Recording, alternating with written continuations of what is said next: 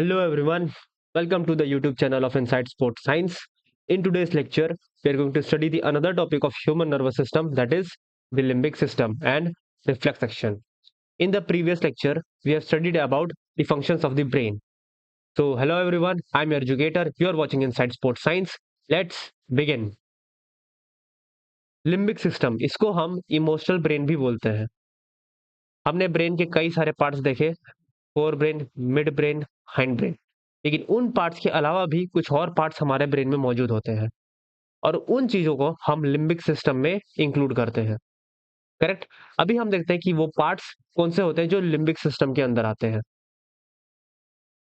पहला होता है हमारा amygdala, hippocampus, hypothalamus and the thalamus. Correct.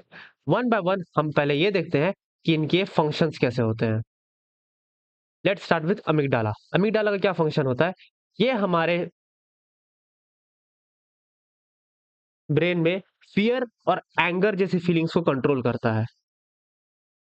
अगर किसी का अपने एंगर के ऊपर या फिर अपने फियर के ऊपर ज्यादा कंट्रोल नहीं है, विच मीन्स उनका एमिगडाला वाला रीजन थोड़ा सा कमजोर है।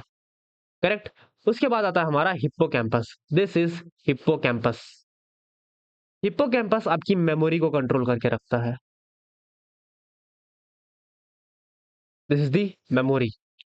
जिन लोगों को रास्ते बहुत अच्छे से याद होते हैं, जिन लोगों को पुरानी पुरानी बातें बहुत अच्छे से याद होती है, विच मीन्स उनका हिप्पोकैम्पस बहुत ही ज्यादा स्ट्रांग है।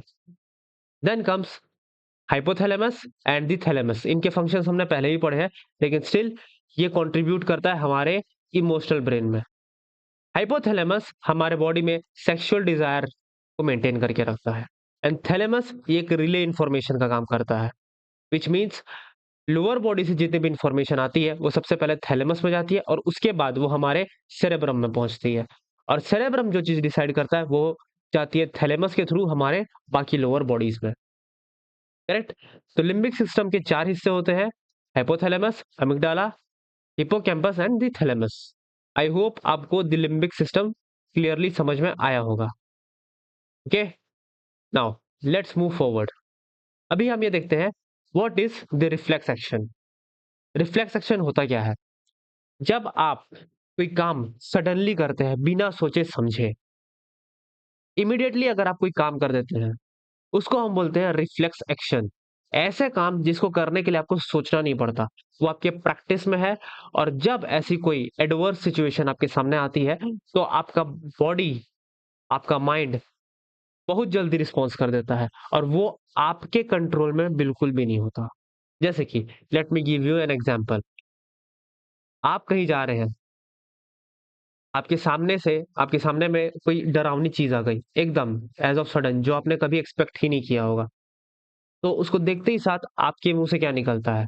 आप शॉक हो जाते हैं। आपके मुंह से निकल सकता है मम्मा, या फिर ओ माय गॉड, हे भगवान, हे राम। इसी चीज को हम बोलते हैं रिफ्लेक्स एक्शन। या आपको कोई सुई चुभा दे, या आपने एज ऑफ सडन कोई गरम रॉड को पकड़ लिया तो आपके मुंह से आउच निकलता है। इसी चीज को हम बोलते हैं रिफ्लेक्स एक्शन। ये ऐसे एक्शंस है जो आपका ब्रेन कंट्रोल नहीं कर रहा है, ये आपके कंट्रोल से बाहर है। इसको हम बोलते हैं रिफ्लेक्स एक्शन। रिफ्लेक्स एक्शन के कुछ और एग्जांपल्स हो सकते हैं। वॉकिंग। वॉकिंग कैसे हो सकता है? जब भी आप वॉक करते हैं तो आपको ये ध्यान नहीं देना होता कि आपको अभी कौन से पैर आगे बढ़ाने की जरूरत है। आपका पैर अपने आप वॉक करता है, आपका पैर अपने आप आगे बढ़ते जाता है और वो एक रिदम के साथ होता है। जब आपका राइट लेग आगे होता है, उसी टाइम आपका लेफ्ट हैंड भी आगे होता है। जब आपका लेफ्ट हैंड आगे होता है तो आपका राइट जब आपका लेफ्ट लेग आगे होता है तो आपका राइट हैंड आगे निकलता है। तो ये है आपका रिफ्लेक्स एक्शन, क्योंकि इस चीज को करने के लिए आपको अपने माइंड को बोलना नहीं पड़ता कि आपको ऐसा करना है, ऐसा परफॉर्म करना है। इसका एक और एग्जांपल हो सकता है साइकिलिंग। साइकिलिंग भी कुछ ऐसी एक्टिविटी होती है। आपको जरूरत नहीं पड़ती कि आपको अपने लेग्स को इन्फॉर्मेशन देना पड़े कि अभी आपको पैडल मारना है। आपका बॉडी अपने आप ये काम करता है। और ये क्यों कर रहा है? क्योंकि आपके बॉडी को प्रैक्टिस है इस चीज की। इसी को हम बोलते हैं रिफ्लेक्स एक्शन। करेक्ट। अब हम ये देखते हैं कि ये जो रिफ्लेक्स एक्शन है, ये कौन सा पाथ फॉलो करता है। Okay, let's see this. सबसे पहले हमको मिलता है स्टिमुलस इन्वायरमेंट से। ये स्टिमुलस कुछ भी हो सकता है। करेक्ट। ये स्टिमुलस आपको मिलता है आपको सेंसरी ऑर्गन के थ्रू।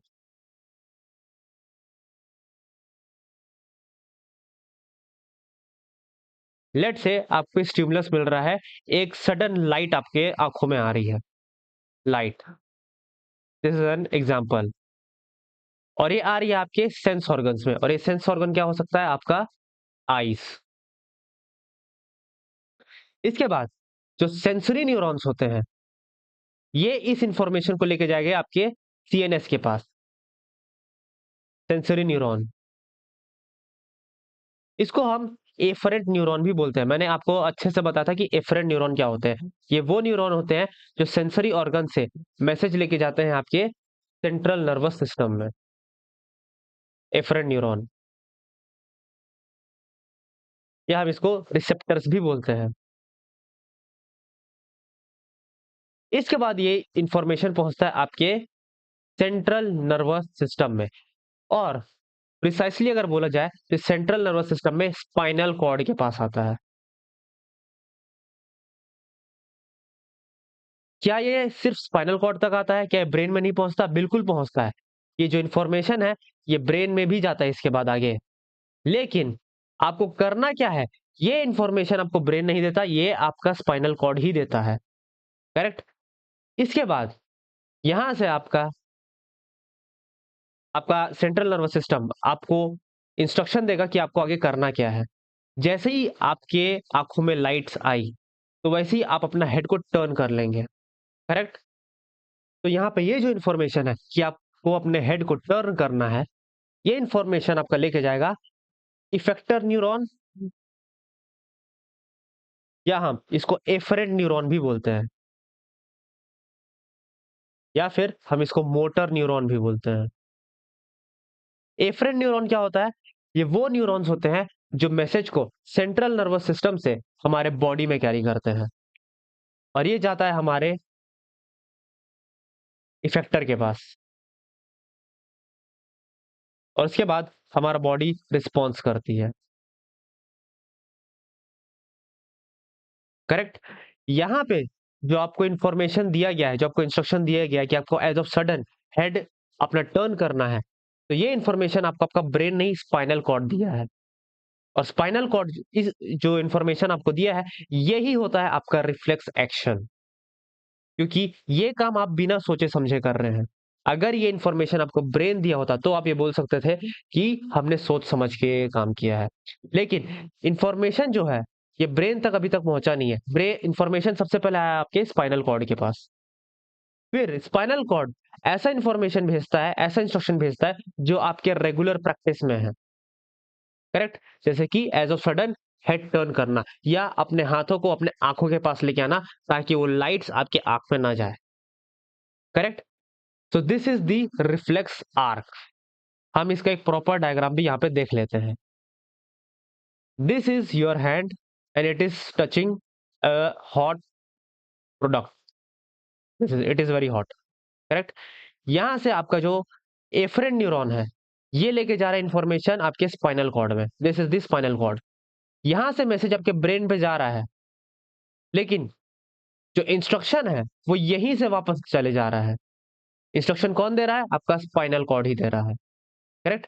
उसके बाद जो इंस्ट्रक्शन है, इस इंस्ट्रक्शन को लेके कौन जा रहा है? आपका मोटर न्यूरॉन, जिसको हम इफरेंट न्यूरॉन भी बोलते हैं। इफेक्टर क्या है? ये है आपके मसल्स ऑफ द आर्म।